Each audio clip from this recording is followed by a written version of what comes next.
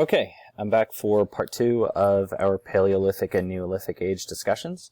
The Neolithic Age is known as the New Stone Age, and that is a much smaller chunk of history. It goes from about 8000 BCE, the end of the Old Stone Age, to about 2500 BCE, and you'll see what marks the end and beginning of it, especially in the end. Neolithic Age is the New Stone Age. You can figure that out. They both start with N. Look at that. Neolithic Age, New Stone Age. Some of the advances during this time period include herding, meaning the domestication of animals for food, keeping animals together in groups, taming them, making sure that they're not going to run away on you, keeping them happy in one spot, and continuing to breed them in order to make sure that you have a constant food supply. These animals can be used for all kinds of different purposes. Think sheep for wool and that kind of thing. Obviously, we're far away from that, but the idea is you no longer have to go out and hunt these animals. You can keep these animals in one spot. And staying in one spot is going to be a very, very common theme for the Neolithic Age. The second big advance is possibly the biggest advancement in human history, and that's the concept of farming. Mankind during this time period, right around 8000 BCE, so that's where we get the start date from, goes from a hunter-gatherer society to an agrarian society.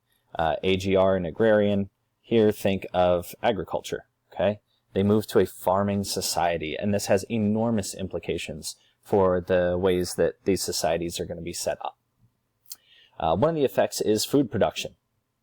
It's easier to farm than it is to hunt and gather your food. You have a constant food supply. You don't have to chase it down.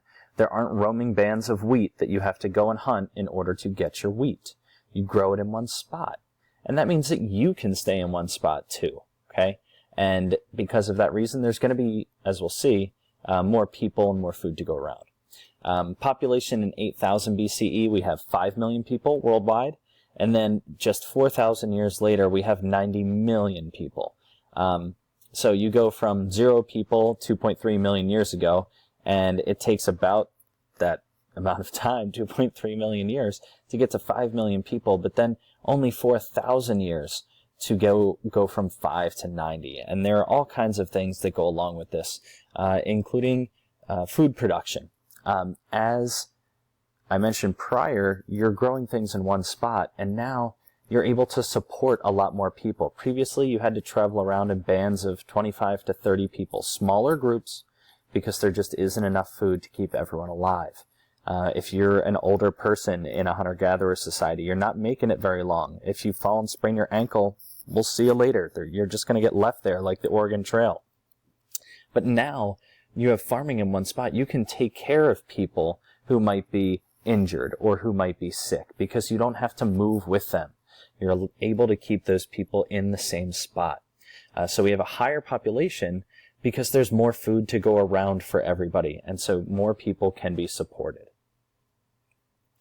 We also see villages start to form. Again, now you don't have to travel around, so you can stay in one spot. Well, if you're going to stay in one spot, you're no longer going to be subjected to just, oh, here's this cave that I found and I can live there.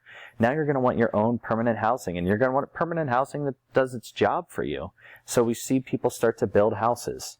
Well, if your neighbors start to build houses and you're still living in a cave, you're going to get a little jelly and you're going to do the same thing. And so we see houses built next to each other.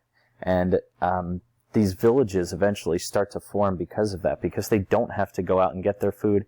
They can grow it in one spot. That's going to influence this next thing as well, where we have something called specialization occurring. Specialization is the development of different occupations, different jobs. In hunter-gatherer society, everybody has to be involved in the access to food. So that's typically the men go out hunting, the women and children stay home, they pick whatever plants are available to them. They go to the forest, they pick berries, whatever. But now you can have different jobs and get what else you need via trade. Everybody's living in the same spot. And it doesn't take nearly as many people to farm as it does to go around and hunt and gather to support a large group. And so you're able to do different things. So maybe in your class, 4 of you are farmers, Another 4 of you are basket weavers. 2 of you are masons, meaning you work with stone. 2 of you are thatchers. You make roofs for the houses. And the way that you get paid at this point, the way that you get your food, isn't by going out and growing your food or going out and hunting your food. You trade what you do well in order to get your food. And so we see the beginning of trade open up during this time period, because now people are farming. There's more food to go around. Not everybody has to be a farmer anymore. And so you can do other jobs. And that's what the specialization is. With more food, it comes more time. Okay, you have more time on your hands, and that leads into our next effect. Now, with more food, you don't have to be concentrating just day in, day out, staying alive, making sure that you have enough food to go around. Now, you have time to think, and this is where the first religions end up forming. People are looking around, they're dependent upon the earth for their food, they have time to think about it, and as a result, they begin to think, oh, I wonder how that happened. It rained and my food grew. What caused it to rain? And so these first religions form as ways to explain nature. Religions first form as a way to explain the natural world, the way things are around us, why things are the way they are. They don't know a ton at this point, mankind. And so if it doesn't rain, if you end up with drought, they know a couple of things. They know that they don't have any food and people are dead. They know that they didn't cause this drought to happen. And so then the logical conclusion to jump to for them is, well, somebody else must have done this. And so these first religions form with entities or deities in charge of these different things, where someone's in charge of the earth, someone's in charge of rain, someone's in charge of water, etc., etc., etc. This exists like it is. Think ancient Greek mythology or ancient Roman mythology, ancient Egyptian mythology. We'll get into all those, but these first religions are ways to explain what happens around us that these people don't have any concept of the actual processes that take place. Likewise, we see the first governments form during this time period, and these last 2 things are really the 2 key things that are setting us up for this whole year. If you're a farmer, you are now tied to the land. You are dependent upon that land in order for your survival. So if 2 of you grow, fruit roll-ups, and you're going to trade your fruit roll-ups for everything else you might need, if somebody else comes and tries to take that land, you're going to basically have to fight them to the death in order to keep that, because that's your livelihood. You can't just move on to a new area like you did when you were nomadic, when you were a herdsman. You're tied to that land now, okay?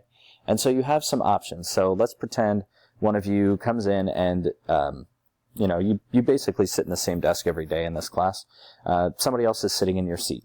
You have some options. Option number 1 is you could move to a different seat.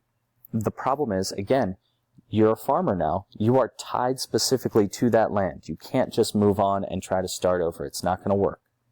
Option number 2 is you fight the person. You fight over that seat. There's a physical fight, whatever. But the problem is now you have villages. Not only are you dependent upon the land, you're dependent upon your other villagers to trade for everything else you need. And so if all of a sudden all of the fruit roll-up farmers are dead because they were fighting over the land, that doesn't help anyone else in the village.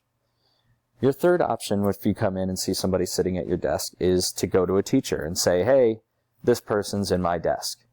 And so you go to an authority figure. And that's why these first governments form.